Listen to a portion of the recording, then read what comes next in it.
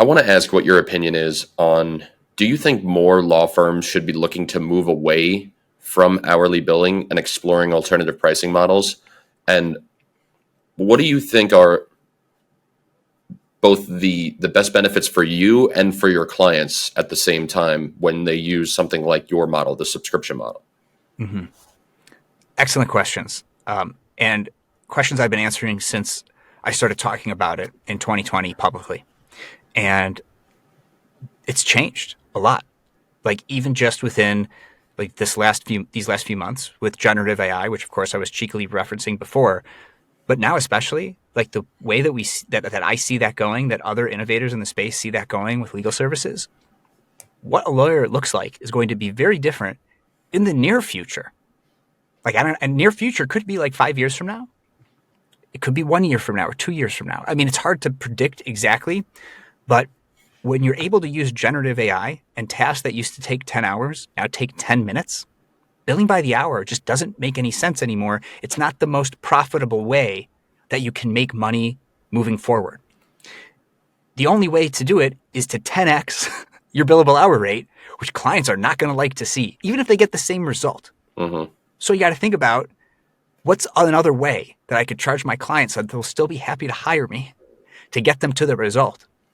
But it's not billing time because it simply doesn't make sense anymore because it doesn't take long to do things anymore.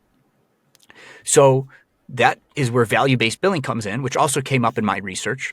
So the subscription model is not necessarily the same thing as value-based billing, but it's very much related. Value-based billing is more about results, outcome oriented and what that is worth, and then charging a flat fee or a project-based fee accordingly.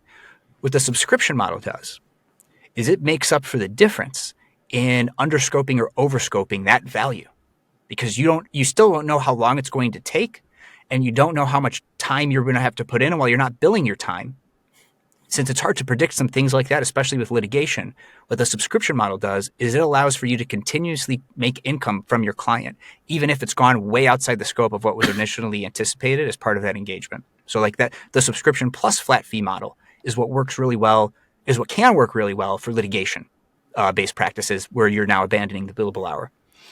So I think that that's just like a practical standpoint, right? Practically. There are pure subscription plays. Like, for example, it started in the trademark space where you pay an attorney $1,000 a month or more.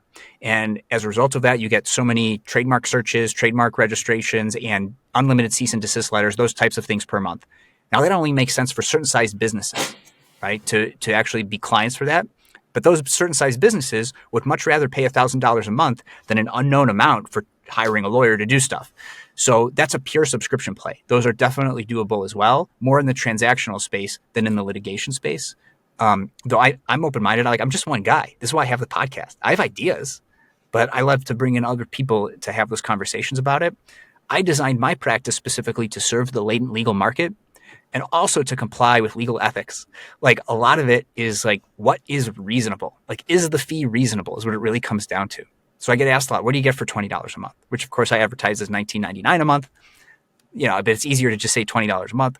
Is you get access to me, essentially unlimited access in scheduled 15-minute calls that you get access to at that level. You get access to more of my calendar at higher subscription levels.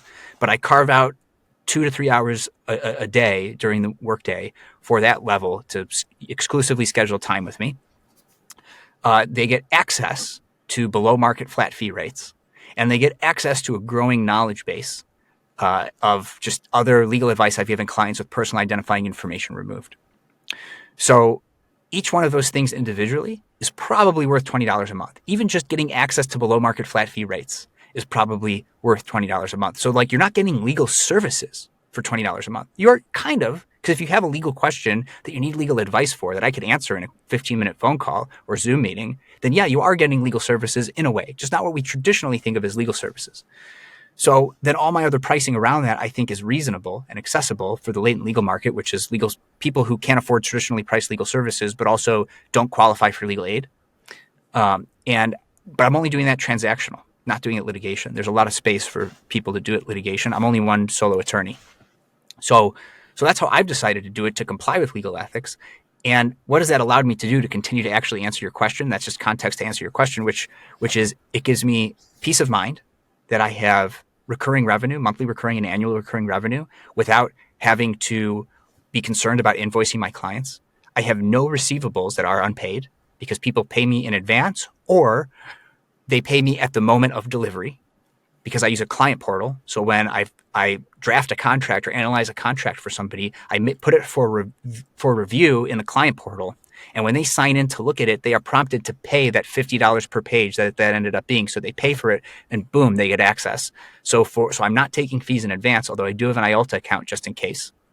And so that gives me peace of mind for that and not having to collect and chase after receivables and all that. It also means that I'm not. I could sleep. I could sleep 8 hours a night, which is not always going to happen as a parent of a young child. But at least I can like get a full night's sleep and not be stressed about billing my time. And I think that leads to improved mental health for me and other attorneys who are doing it. And that's just on the lawyer's benefit. There's a lot of benefits for the clients as well.